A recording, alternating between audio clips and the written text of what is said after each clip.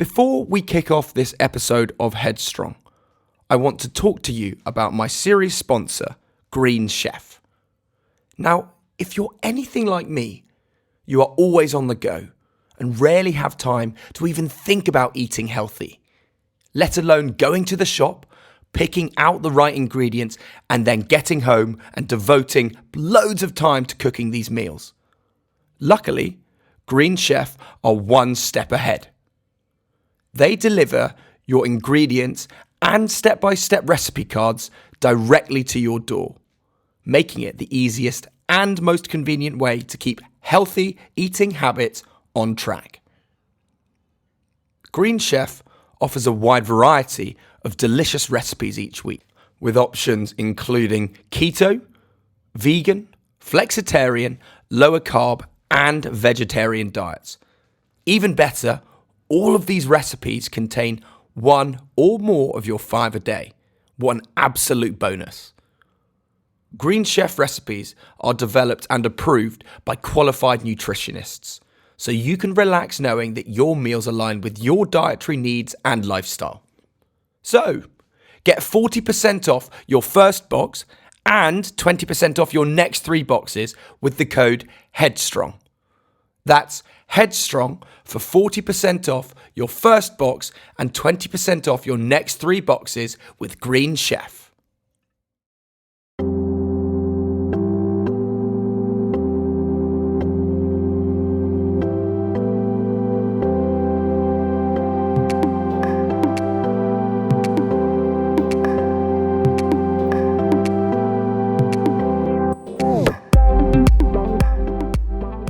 Hello and welcome to another episode of Headstrong, the podcast.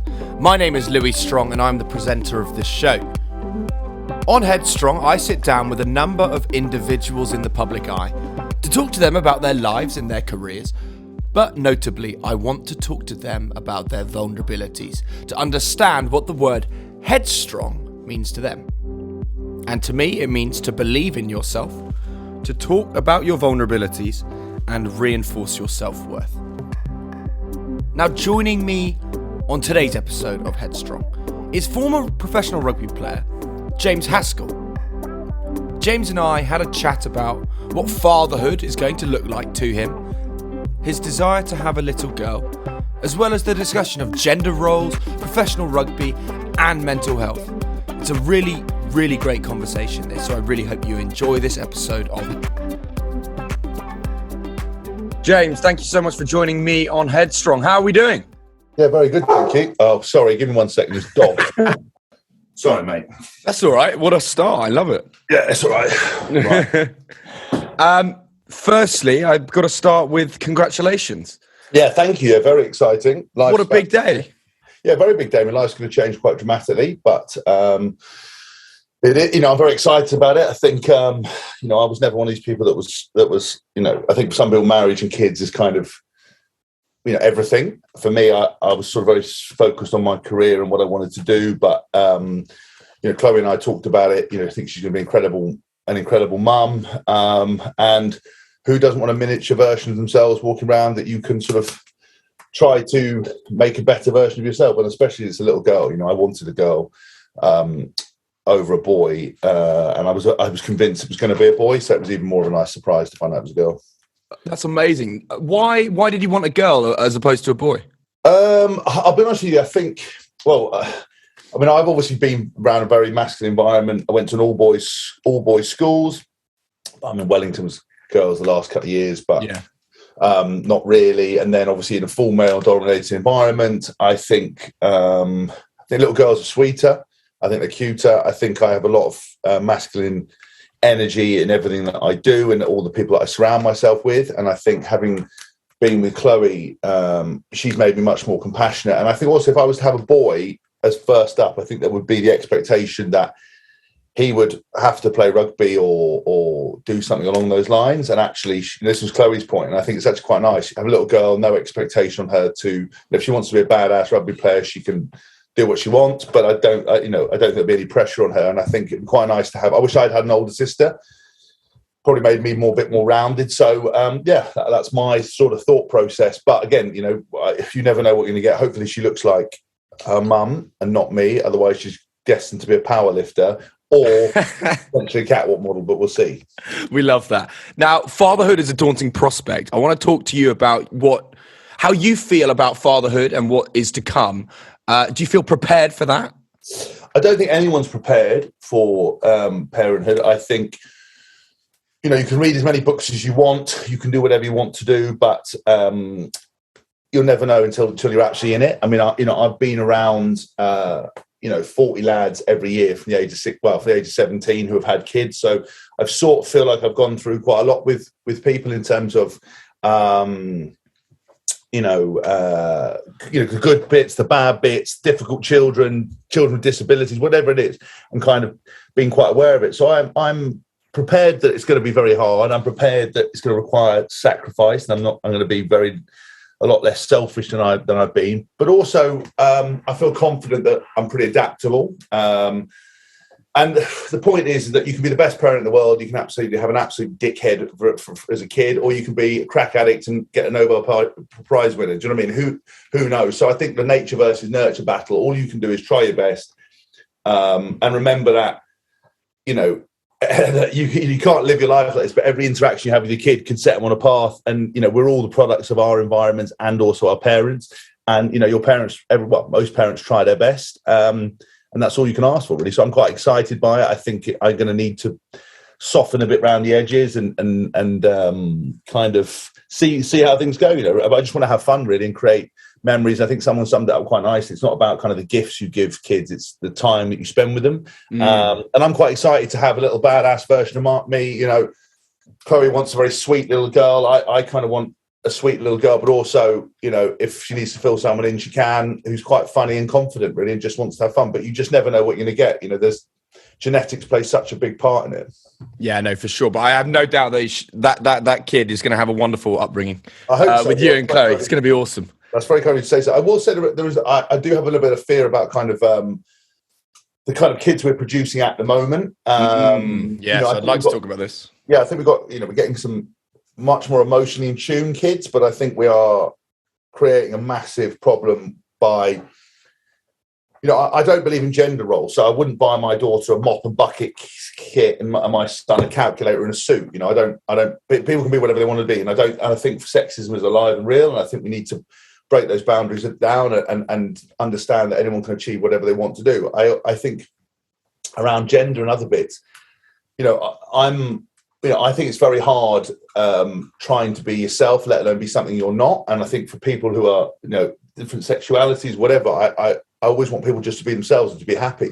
And I think if people, for example, around gender feel like they are somebody that they're not, or they want to be something else, it's absolutely fine. But I don't think we can accommodate everybody. And I think that we're now trying to rewrite science and rewrite history and anchor points that give us a guide as to what masculinity is, what femininity is, who can have children, who can do whatever. And it's very hard. And as a kid now, I think if you talk enough about stuff and present kids enough options, they're always going to go with something different. And I think it's very hard because kids aren't stupid. If you start talking about gender and make that a subject, and you see kids getting special treatment, other kids want to get that special treatment. And I think, kids don't know what they're talking about. I mean, I'm 36 and I know what I'm talking about. And I think that it's very hard, letting them choose their own names, letting them choose their own gender.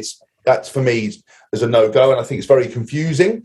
And I think we're trying to progress, which is really important. And as I said, if anyone wants to be whatever they want to be, I don't care if you want to feel like being a squirrel, crack on, but you can't go against what, evolution and all the bits and pieces and anchor points that we've talked about. And I think we need to be accommodating, but I don't think we can, we can change everyone to suit everything. We can't. It doesn't work. Society doesn't work like that. We have to remember that everyone's going through a human experience in this world, and that they are all experiencing things differently. And we need to let people be who people want to be. But equally, you can't cancel someone else's life because they don't share the same experience as you, and then you can't get really upset because someone doesn't accommodate you by then trying to not accommodate someone else. And for me, it's I'm concerned bringing up a kid now because it's it's very difficult. And I think also we're trying to go back in history.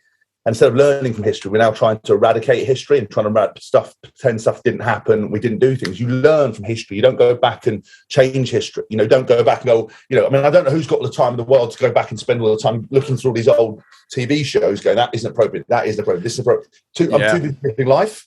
It frustrates me with that as well, because that's a sign of the times. It was made at a time where it was appropriate. So respect it at the time. Yeah, if you can't have the thought process of it existing in the moment that it did, then nothing exists. Let's talk about slavery. Let's talk about apartheid then, and let's go on to town on that, because you can't eradicate that. No, that's what I mean. And the thing is, we don't have it now because we learned that it was wrong, and we should be humble about the fact that it happened, and we should understand it. You can't go around and destroy history and pretend it didn't happen. You haven't got a time machine. So, and I don't understand why people. Who's got the time to go back and try to do that? Surely it'd be better if we all just tried to be better now and do things better now than going through, and I think it's hard as well. People, the gender thing's a very difficult issue. You get people getting cancelled like J.K. Rowling, all these other people. The simple fact of the matter is that scientifically only women can menstruate, only women can have children. Now, the people are trying to take away what the construct of what a male and a female is. I think if you want to be a man, you still retain that power, but you just can't deny the science part of it. So if I was a man and I want to become a woman and I change, I'm a woman. We treat as a woman, that's fine. I would accommodate that. You can't say I'm going to have kids because I can't. But then by saying that I can't have kids doesn't devalue my transition to a woman. It's that kind of stuff which I think is very, very hard. And I think we're causing ourselves such nightmarish problems. And I think people are so dogmatic about it. It's very hard. So I'm scared about that. I'm scared about social media and the fact that, we've created, I think, probably the worst invention in the history of the world. And it's created a whole lot of mental health issues, having a girl, and all the things that opens up, the world to, and things like, the people that she will look and admire, and the sort of false idols we've put on who, will readily, change their bodies and do this bizarre stuff to us. And then obviously the fact that appearance becomes everything, and then you become judged it. And already women suffer much more with eating disorders and stuff already. I think it's very scary, very hard. And then obviously, the access they have to things and what they and what the pressures it put on them. It's something I've thought about because I've seen it with my mates and talked about their, going through what they're going through. And I am worried about that stuff. Obviously, that's not going to be relevant for a long period of time. And hopefully the world, because we're going too far the other way, hopefully we'll come back to something in the middle ground where we're sensible. But I fear we might not be. Yeah, I mean, I'm working in a school at the moment now with, and they're kind of up to 12, 13. And the exposure from social media, but just in terms of what they can access compared to when you were growing up and even when I was growing up is ludicrous in terms of what is able to be accessed. And so you've got these, even in fact, 10 and 11-year-olds walking around with a mind of a 16-year-old, but they can't fully understand it anyway. Yeah, well, it's just, it's the pornography. Let's not skate around it. It's the access to pornography. It's the fact that some of them got smartphones. They're sharing photos themselves with each other, not realizing that it's a criminal offence. If I'm 14, you're 14, and I've got a picture of you, it doesn't matter. You're underage.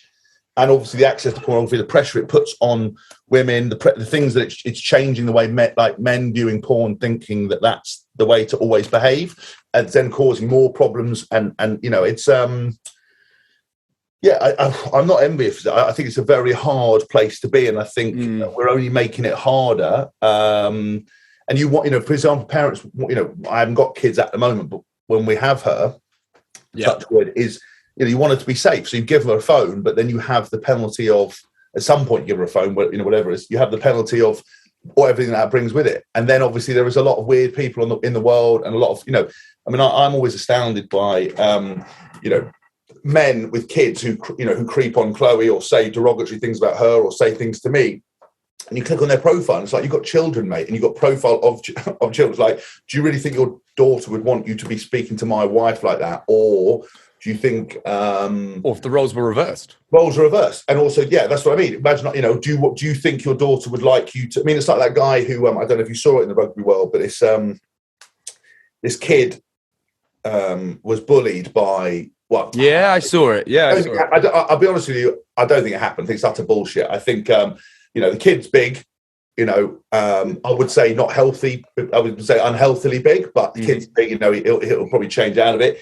His dad's obviously fishing for stuff. Everyone's, because they're fucking so desperate to impress people, bending over backwards to help him out and jump on his bandwagon. And everyone's doing messages, and then his dad turns out to be a racist. And it's like, I just don't jump on any of those bandwagons, because I just don't think, I just don't think it's a good idea. But I think now with that social media stuff, people just get very, very bothered. Everyone wants to be seen to be doing the right thing, and I just think it's utter shit. And I think, like, there are some great causes in there, but it's like, you've got to ask yourself why, what is the motivation behind somebody trying to tag their overweight child in something so everyone kind of goes and agrees with them. And it's like, that's the thing with social media. There's a lot of affirmation, in a smaller version. It's like a woman going on Facebook going, oh, I'll never love again. And then like just leaving it. And you're like, and people go, what's happened, Sharon? And she goes, DM me. I can't talk about it. It's like, well, why'd you put it out there? You put it out there because you want affirmation. You want people to go, what's going on? It's a human nature. That's why people moan. People moan in a group because they want other people to agree with their moaning and to validate the fact that they're lazy as fuck or don't want to do it. And as soon as I saw that bloke posting a picture, I was like, listen, you're just doing this for game. Then everybody wants to be seen to be doing the right thing now. And it's just like, and then he turns out to be a horrific racist and then calling other people out. It's like, listen, someone said your kid was fat. You're literally calling out footballers, people, calling them horrific words. It's like, bro, how can you expect other people to treat your kid right if you can't treat people right? And I think that's what my lesson would be. Just worry about your own shit. Like I saw Piers Morgan today ranting on about something else. Like, I don't know why I know it's his whole shtick about being opinionated, but he's so focused and has such opinions on other people when it's like, mate, just fucking worry about yourself. Like, I think people need to stop criticizing, judging, attacking people on social media and actually just fucking worry about yourself. Because as that kid and that dad is, it's not the kid's fault that his dad's a racist and a thing, but also he's brought the attention to the kid. And it's like, I think it's counterproductive. And it was only done for one thing and one thing only, to self-serve, to get the endorphin release, to raise some profile and to go, look at me. And it's like, own it if you're going to do it, but don't come up with some story and then don't turn out to be a racist, Yeah. And on that note as well, I mean, obviously you played rugby and you as a person anyway, you're a pretty tough guy anyway, and you've got a really good mentality. What's your experience with trolls and how you deal with that and tackle that, or do you just not care? I know. I since retirement, I'm much more angry than I ever was playing wise, because I think I've got some stuff going on the field with some other stuff which fucks me off. But actually, trolls wise, stupid trolls don't know that they're stupid. People don't know they're stupid, right? Which is hard, right? And you can only again talk about your human experience and. You're always going to lose against a troll. And actually, I started losing money because I would go back and hammer them. Because the weird thing is, you look at a troll and they'd have teeth like burnt fence posts, or they were so morbidly obese, or they, you just wonder why. You look at them and go, listen, you've got bigger problems than what I'm doing for England or what I'm doing with myself or stuff like that. But they don't know that. They just project outwards, because then you look at it and go, oh, you're so uncomfortable and so upset with your own life that you have to project it, project it. And also it's that mob mentality. You take one person out of a mob and present with them what they've done, and they're mortified and shocked and say they'd never do that. You put them in this arena where they think they're anonymous, and they just act like fucking arseholes. And I was actually going back and hammering trolls and hammering people and hammering these, and like who would attack me, and I do it tongue in cheek, or I do it, I had a recent thing with some they said they were farmers, but they weren't. It was a long story. It's in one of my books, and I ended up losing a couple of sponsors over it. And I was like, do you know what? I'm losing money, which is my two favorite words are paid invoice. I'm losing sponsors because I have to be better than these people. People can say what they want to me, threaten to kill me, threaten to, shoot my dog, shoot me, burn my house down. But I have to just take it. But that is if I want to be in the public eye and I want to take the benefits of that, unfortunately, you don't deserve it, and it's not an excuse, but I have to take it because I have to be better. So I've just never replied anymore. Not one. I've not replied to anyone who trolls. I mean, I don't get a lot of it anymore, but it's just things like I posted a picture of my social media of me doing a scanner with one of his heat scanners, and I wrote twat on the back of it, basically showing that it's like that. Yeah. Test, right? And there's people writing people join in with the joke. Yeah, you are. Yeah, oh, good, you finally realised. And it's like, no, it's my joke, dickhead. And they're just simple-minded, stupid people. And well, that's it. There's a great quote from Mark Twain that basically says, never take on stupid people because they'll drag you down to their level and beat you on experience. And it's very true. So I just don't do it anymore. I don't care. I think it's very different in person. So if someone's one-on-one with me, I always tell them what I think if they come at me, because I can't control myself. But in online, I never respond, never reply, because as soon as it starts costing me money, I just don't care. And I'm not prepared. If you imagine every time you did something bad, you had to give your enemy $1,000. That's basically what I was doing. They weren't getting the money, but I was losing it, and I just couldn't be bothered with it. So I just suck it up now and move on.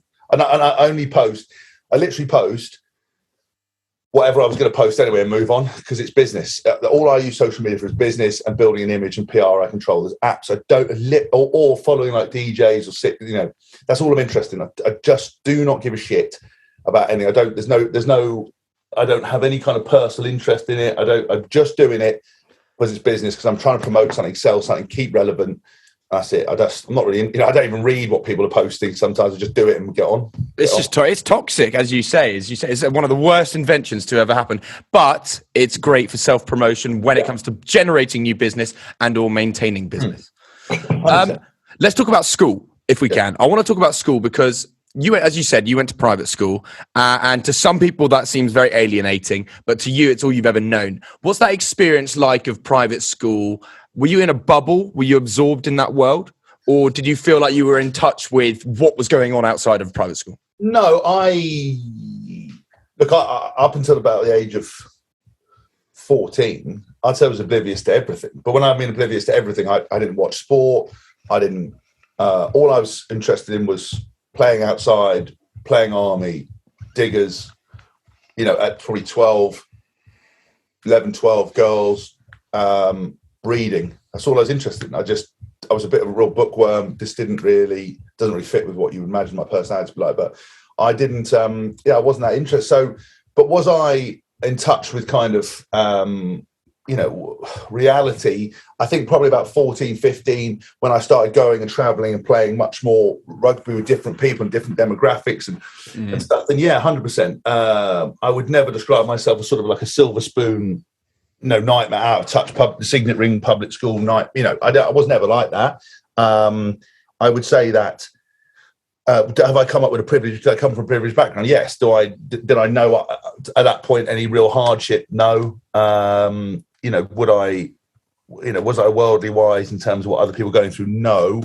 But I pretty quickly cottoned on. And I think being around rugby, and even though people perceive rugby as kind of a middle class sport, a lot of that stuff, we work with different demographics, different places, traveling, and I learned pretty quickly how the world works. And I'd say I'm much more in tune now. But do I still come from a privileged background? Yes, 100%. Am I in a privileged situation? Yeah, 100%. Do I pretend to know what it's like, to be a single mum with absolutely no cash living in a council flat? No, I don't. One of the people always ask, the stupid question, politicians, how much does a pint of milk cost? How much is a pint of... Well, it's one of those things. If you need milk, you go and buy the milk. Like, it doesn't matter what it costs. If you can't, you can either buy it or don't buy it. It's like, and is it £2 for or something for or 80p, whatever the hell it is. It's one of those things where people ask stupid questions. Like, it's like, well, if I need a pint of milk, I'm going to go and buy the pint of milk. It doesn't matter. And if what it costs, if I need it. It's the same thing with fuel prices. People always get very het up about fuel prices, and it's horrific. And it's people can't afford it. But the reality is, you've got to fill your car up. So what if you can't fill it up? You can't fill it up. If you fill it up, you fill it up. It's like one of those things, isn't it? Well, let's not talk about fuel prices, though. Cool. Yeah, but that's what I mean. But it's one of those things. Yeah. No, I know. So I go to the garage, I go, fuck me, that's awful. But you've still got to fill the car up, whereas you can't fill the car up. And well, exactly. You've got no choice. But then what do you, like, then you can't, I mean, it's a horrific thing, but that's the reality of life. It's like, if you can't do it, you've got to find a way to do it. And if you still can't do it, then you can't do it. And it's so harsh, but it's like, it's like if I couldn't fill the car up, then I tried to think about what I could do if I needed the car to cancel and do everything else. It's like, could I work harder? And then I think that we're having a price. What the second expression is. cost of living crisis, right, was going to happen obviously now. And it's like, you see these people working 3 jobs and they just still can't afford, and it's horrific. But it's and it's those people that I just admire who they don't sit and moan. They work 3 jobs, still bring up kids, put for dinner on the table. They're like the real heroes who sort of get life. They're in such a grind. It's horrific. I don't have that at this point in time. But I'm aware of it and appreciate it, but it's just one of those real harsh realities. It's like, if I want something, I can't have it. I can't have it, and I try to work out what I can do to make it better and change it. For sure. Let's talk about. I'm conscious of time, so let's talk about rugby as an elite sport, as a professional sport, and the demands of something like that. You had an illustrious career. We can go into depth about that, but what I want to talk about is the strains of what it does to somebody now, because we talk about how big guys are now, how fast people can run now, how fine-tuned gym regimes can be, how well you can look after your body, and people are still becoming injured and not being able to play. At what point does rugby become too dangerous, or do we need to make something like scrum caps compulsory, or do you actually not see any of these kind of things? I think, look, the first thing to understand is, could we do more to look after players? Yes. Do players overtrain? Yes. Do clubs overtrain them? Yes. Is the schedule too busy? Yes. Do they need to be doing contact and training? No. So those are the first things. Is rugby a safe game? No. Will it ever be a safe game? No. Is boxing safe? No. Is cage fighting safe? No. It's a combat sport, both of them, contact sport. Is NFL safe? No. They're never going to be safe. Can you look after players better? Yes. Can you look at the rules to make them better? Yes. But it's like asking a boxer to punch slightly more gently. It's never going to happen. If you play rugby, the expectation is that there may be some injury. If I was a kid, would I let my kids play contact sport? Yeah, 100%. Is there a risk? Yeah, but there is a risk in everything. You know what I mean? There's measured risk, controlled risk, but that's life. And I would let my kid play rugby if she wanted to. I would let her box if she wanted to. I kind of want to get her into gymnastics, jiu-jitsu, and a team sport. I think it'd be amazing. I think quality. That's what I'd like. Now, everyone has grand plans. She might absolutely not want to play anything. She might have limitations that mean that she can't do anything. We don't know.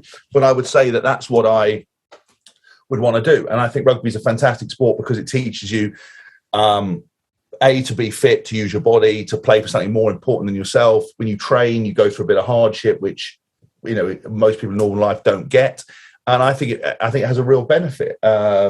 Would I understand there's risks of getting hurt? Yes. Do I want, as soon as my see my daughter, and, I'm like, I never want anything bad to happen to her. So I may change my opinion. But, as you said at the beginning, you don't know how you're going to feel and what they're going to be like as well. Yeah, but I would say that, there are lots of things rugby can change to do, but it's still a contact sport. Stop trying to fuck around with it.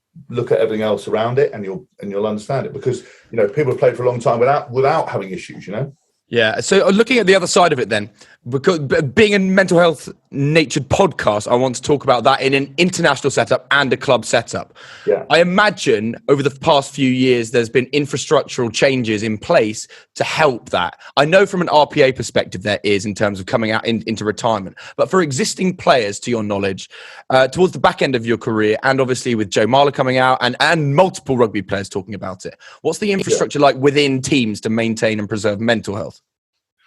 So I'd say, I've always addressed my mental health from the age of 17 to now. I have always, spoken to someone, and, I didn't have mental health issues, for example, like Joe Marler has, but I had, issues around my confidence, issues around performance, issues around lots of things, right, that I needed to address, and it's a constant work in progress. And people don't understand that mental health is not dealing with a problem. Mental health is like building muscles in the gym. You're working a muscle, you're training a muscle, you're building you're building something and looking after something which controls everything you do. And people just underestimate that. If I said you could run faster if you wore these trainers, you would bite my hand off. If I said you could change how you address everything, relationships, confidence, dealing with stress, sleep, whatever it might be, by talking to someone, most people wouldn't do it, because their envisage you have to be on a chaise long talking to someone with a clipboard, crying about how someone, touched you when you were a kid. It's not how it works. And so for me, it was always very important. I would say that it was an afterthought, if not something that anyone ever did. And I would say I was probably in every team, there was maybe one or two of us. Latterly, people have started to explore it. I'd still say rugby is very backward. I would say that a lot of the coaching people don't believe in it from a performance point of view, or don't see it, but they're getting better. Players are starting to get better, but I would say a majority of them don't do what they're supposed to do, or don't see it as valuable. I think the RPA will restart, I should say, which is different. Yeah. It has provided an anonymous hotline number, which is for current players, and has genuinely saved players' lives who were on the extreme end thinking about committing suicide. They help people all the time with those issues, and that facility is there, and they've stopped a lot of people doing a lot of silly things.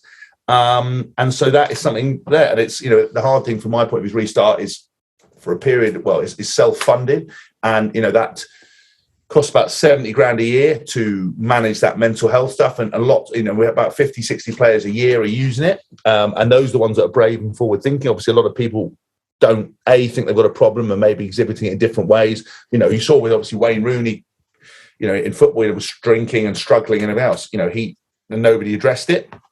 So I'd say it's a massive thing. I think that people need to do much more about it. I think rugby in general needs to do much more about it, but I think it's getting better, What's the role of the captain then and the coach with that?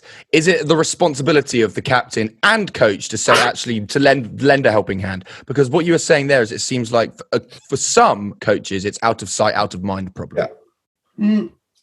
I'd say that coaches, look, if a coach has no experience of doing it himself, and men are notoriously not very good at speaking about their problems, not very good at understanding that they could be better. And again, it's not about, I think people get confused with mental health is not about having problems. Mental health is just, it's experience. It's like your nutritional health.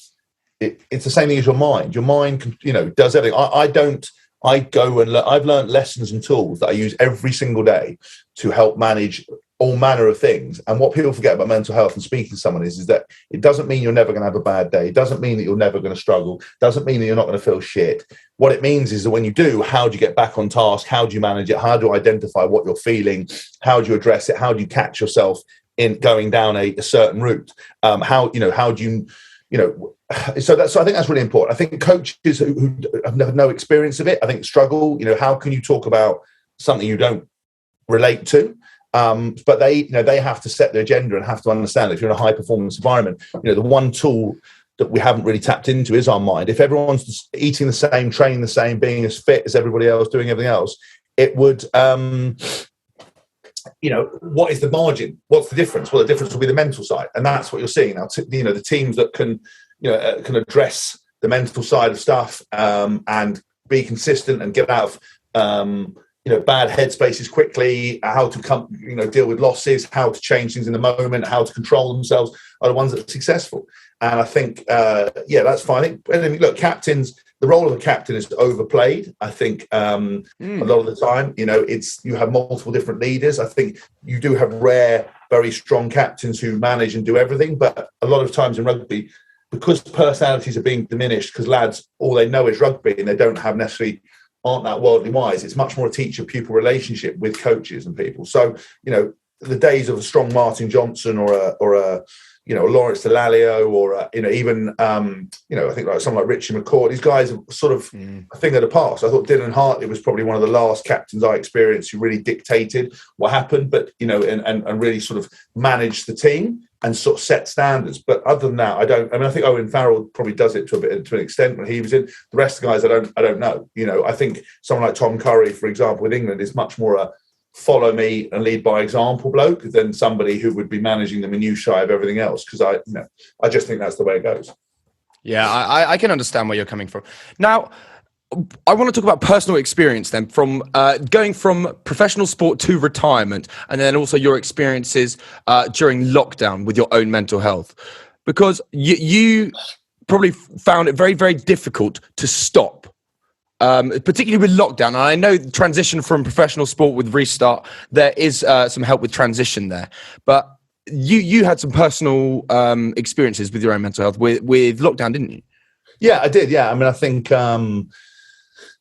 So I actually didn't stop. I had moments where I sat down and was like, what am I doing? Because everything I everything I think was everything I deal with was public facing. So I don't really, I didn't have anything to do per se, but actually, I went and caught myself pretty quickly. And I think on this note, again, this fits into everything I've said about, we're very vocal about stuff now. And actually, there's two lessons. Talk without action is nothing. So, doing, just talking about your problems and actually making no changes and moaning about it is never going to fix anything. So, mental health only works if you make a difference. I think the other issue is that people label things now readily. But again, we're going too far the other way. So, I sat down in lockdown and had a couple of days where I was like head in hands, like, what the fuck am I doing with myself? What am I, what's going to happen? And it doesn't mean I had depression and I was having a bad day. I was like, I'm having a bad day. What am I going to do? Chloe, we luckily have, one of the other things is surround yourself with good people who understand you. And she was like, look, this is what you do. This is what you like to, let's write a list of what things you're doing and go away and do it. And I ended up editing books, setting up a podcast, a production company, doing DJ live streams. I did it and I got back on track. Didn't mean I had depression. If I'm nervous before, going to speak in front of a group of people, I don't have social anxiety. I'm nervous. And we're trying to label and control natural human emotions. And it's getting stupid. Like, there are a lot of people out there with a lot of these actual problems, but being nervous, scared, worried about how you look, not thinking you look great, in great shape, having a bad day, doesn't mean you're depressed, body dysmorphia, anxiety, social anxiety. People used to be worried. Now everyone's got anxiety, and it's like, now actual anxiety is where your heart rate races, you can't think, can't speak, have an absolute meltdown. Chloe talks that she's got proper anxiety at times. Just being worried about stuff's not anxiety. So we've sort of got ourselves into a spot of bother now where we're labeling stuff all the time, which is frustrating. Yeah, and as you say as well, surrounding yourself, having that support bubble, but also having someone who's actually in tune with what they're going through. Chloe, when I talk to Chloe, she's so switched on. Yeah. She quite literally knows her shit. Yeah, she's far more intelligent than I am. In terms of maintaining it then for you, you love to work. I know that you've got your book coming out. You've got your podcast, which are epic. You're touring. You're always doing business and stuff. But when do you give yourself time to make sure that, because I know you enjoy work, but you have to enjoy yourself and your own personal time. When do you allow that to happen? And do you think with the family coming, that's an opportunity to change perspectives? Yes, look, Chloe. Look, I've always struggled to switch off. I'm a bit of a workaholic. We've talked a lot about what it looks like when we have our daughter in terms of I want to be fully involved. Will I need to structure my life and get better balance? Yeah, of course I will. Are we both guilty of sort of overworking and allowing us to constantly sit there? Yes, but I think I've identified what we enjoy is going for food. We enjoy that. We enjoy kind of experiences and stuff. So I think when we get when we have her, it will be slightly better, and you'll have to make those time because you'll be sleep deprived, you will be tired, you will be all over the place, and Chloe will need a lot of support, as will our daughter. So I'm quite prepared to do that really and get that balance right. And I think it does. I can't tell you what it's going to look like now because I don't know. But when she's born, I've taken a month off and a couple of weeks. But then obviously I earn by doing very different things, and it requires me to travel at times. So it's going to be a fine balancing act. And will I get it right? Always no. Will I endeavour to do it? Yeah, because I want to support my wife and baby. For sure. I've got two final questions then. Yeah. First one, I know it's next year, World Cup 2023. First thoughts? Yes. It's going to be utterly mega. France are in an incredible position. I think they're going to be amazing hosts. We're going to be there as good bad rugby. We're going to have an absolute tear up over there, I imagine. How are we faring at the moment? I know that when this comes out, Six Nations will be going on still. But how do you think the first two games are gone?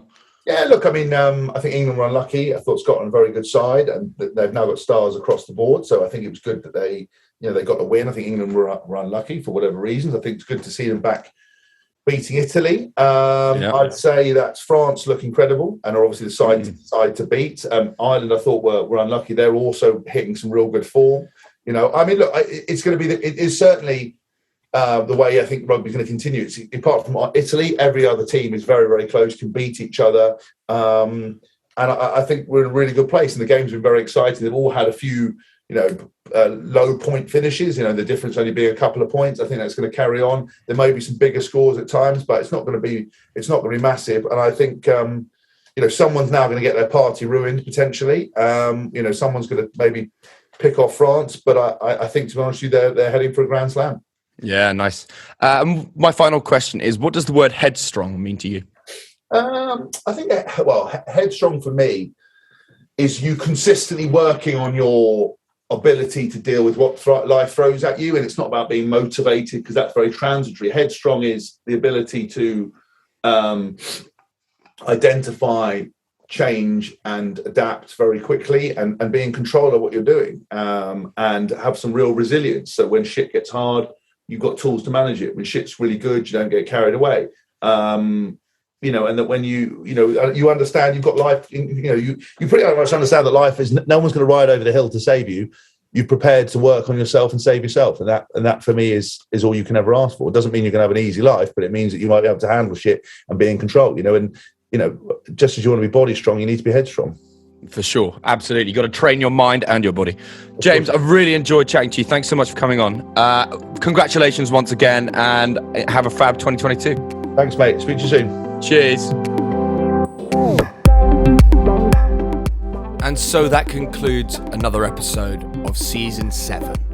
Thank you massively to James Haskell. I've now had both Chloe and James on the podcast, and I'm forever grateful to them both for joining me on the podcast. Thank you to you, the listener, for tuning in. I hope you enjoyed this episode and found the conversation engaging. If you did, please do leave a review, a rating, subscribe. It really does mean a lot. Join me next week for another episode of Headstrong.